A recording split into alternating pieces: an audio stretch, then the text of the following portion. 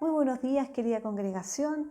La saludo en esta meditación número 22, hoy día 13 de octubre del año 2022. Saludo a todas mis hermanas y hermanos que se encuentran acá en la ciudad de Pamplona, País Vasco, Noruega, Francia.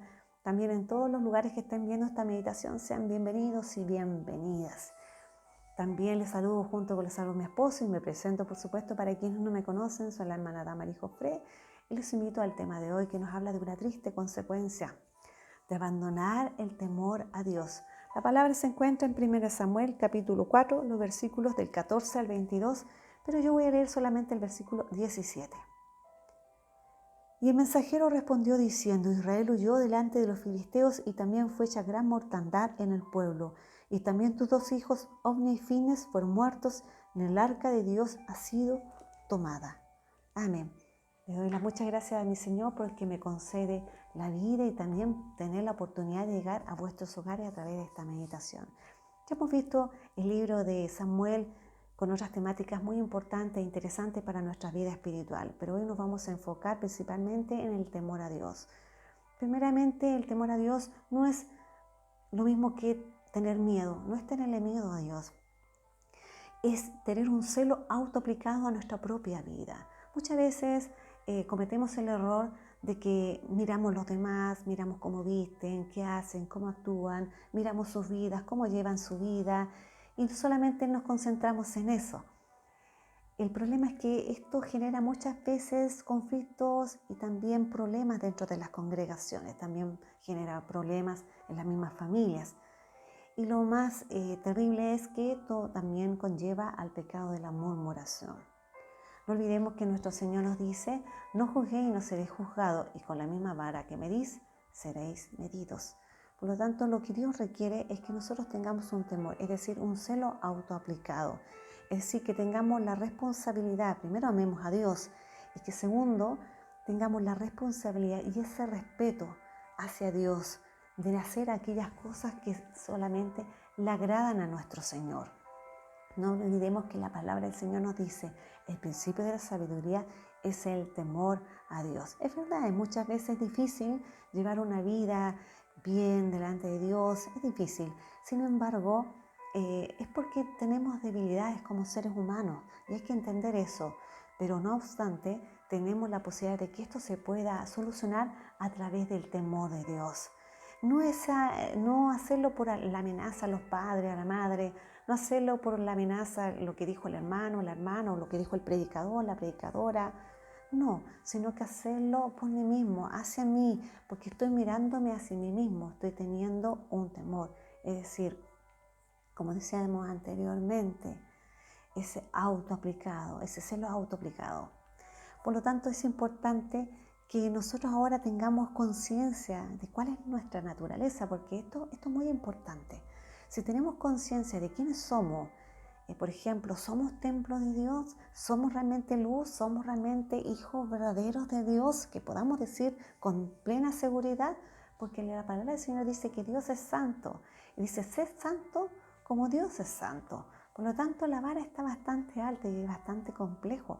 La palabra del Señor es difícil a lo mejor de realizarlo, pero con la ayuda de Él se puede solucionar.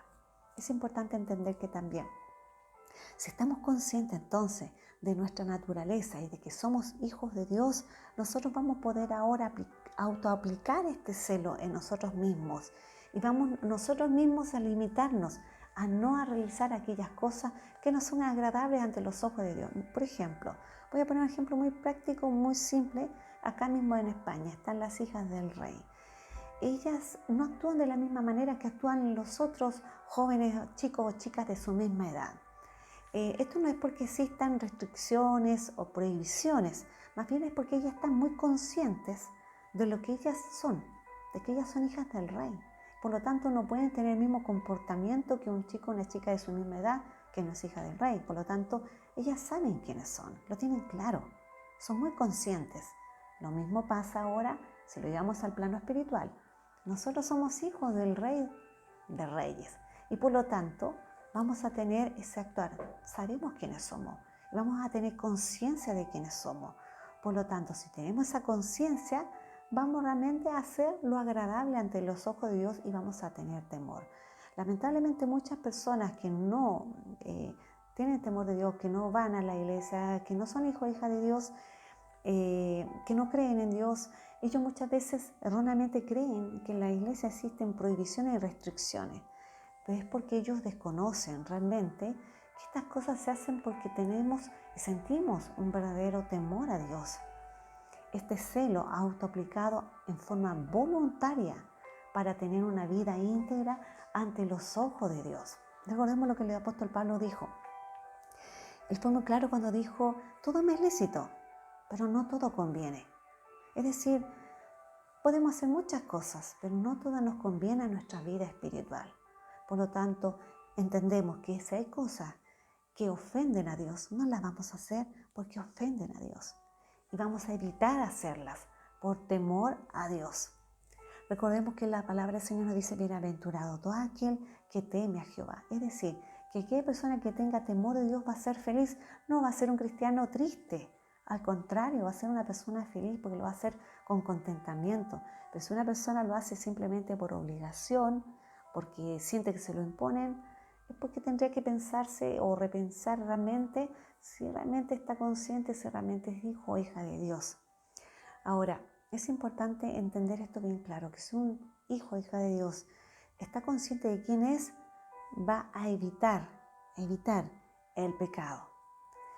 Recordemos el caso de Daniel. Daniel, cuando estaba en Babilonia, estaba en un ambiente totalmente hostil. Recordemos que él evitó, dice que él pidió, dijo no, que no quiso contaminarse con la comida del rey. ¿Por qué? Porque él sabía que había sido sacrificada para los ídolos. Eso lo puede leer usted en Daniel capítulo 1, versículo 8. Por lo tanto, a él nadie lo obligó, lo hizo en forma voluntaria, porque él estaba claro, muy bien, en que aquello le iba a desagradar a Dios si él lo hacía. Por lo tanto, no olvidemos que nosotros debemos entender que debemos tratar de hacer lo que agrada a Dios, pero primero tenemos que estar conscientes de realmente si realmente somos templo de Dios, si somos realmente luz. Volviendo de nuevo al tema, y les quiero recordar el tema que decía, tristes consecuencias de abandonar el temor de Dios, para que retomemos un poco lo que habíamos visto al principio. El versículo 17 nos hablaba de 4 consecuencias en el versículo, que nos hablaba de que el pueblo había huido. Segundo, nos decía que había una gran mortandad en Israel, de los que habían ido a la guerra. Tercero, habían muerto los 2 hijos, Ofni y Finees, del sacerdote y juez Elí. Cuarto, tomaron el arca de Dios, que era símbolo de la presencia de Dios. 4 cosas terribles ocurrieron, una gran derrota. Y esa fue la triste consecuencia de no haber tenido temor a aquellas personas que llegaron y fueron a la guerra sin tener a Dios de su lado.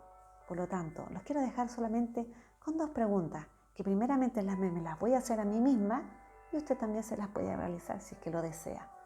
Es que, ¿estamos conscientes de quiénes somos? Segundo, y si estamos conscientes de que somos hijos e hijas de Dios, si realmente que somos templo de Dios, ¿tenemos temor de Dios?